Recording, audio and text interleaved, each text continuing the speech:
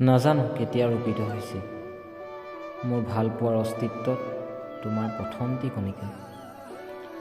নজনাকৈ ভালপোৱাৰ পৰশত কলিজাৰ তেজবোৰ জুই ফুল হৈ ফুলে। হালধীয়া সৰাপাতৰ বুকুত ভালপোৱাৰ পাঞ্চৈখিনি মেলি দিওঁ। মই নজনাকৈ তুমি হৃদয়ৰ সৰু জলঙাই দি সোমাই আহিছিলা এটা কবিতাৰ বুকুৱেদি। এতিয়া তুমি মোৰ হৃদয়ৰ কোহে কোহে উশাহৰ অলিয়ে গলিয়ে। বাহিৰৰ পৃথিৱীখনৰ সুবাসবোৰ উপভোগ কৰিবলৈ শিকিছোঁ মই। যান্ত্ৰিকতাৰে ভৰি থকা পৃথিৱীখনক কোনোবা এটি চুকক ভাল পাবলৈ শিকিছোঁ মই। এই সকলোবোৰ সম্ভৱ হয় কেৱল তুমি। মই ভবাৰ দৰে সকলো নহয়চোন। তাই মোক এটা কথা ভালকৈ শিকাই তুলিলে যে উপভোগ কৰিব জানিলে পৃথিৱীৰ সকলো বস্তুৰ মাজতে শান্তি পোৱা যায়। আজিকালি তাই প্ৰায়ে মোলৈ চায়, মোৰ ভাল লগা হাঁহিটো মোৰে।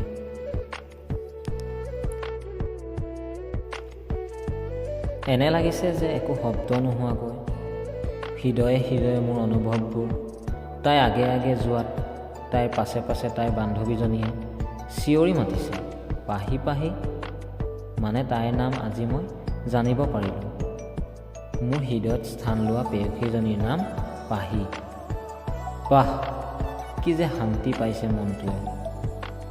অহ, মই জানিব পাৰিলোঁ মোৰ অপেক্ষাৰ অন্তত মোৰ পাহি।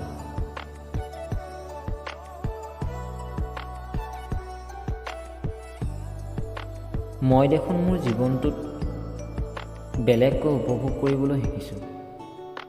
দিনবোৰক কাবৌ কৰি কৈছোঁ, নাহিবি ৰাতি, ৰৈ যা সময়, মোৰ তাইক আৰু হেঁপাহ পলাই চাবলৈ দে।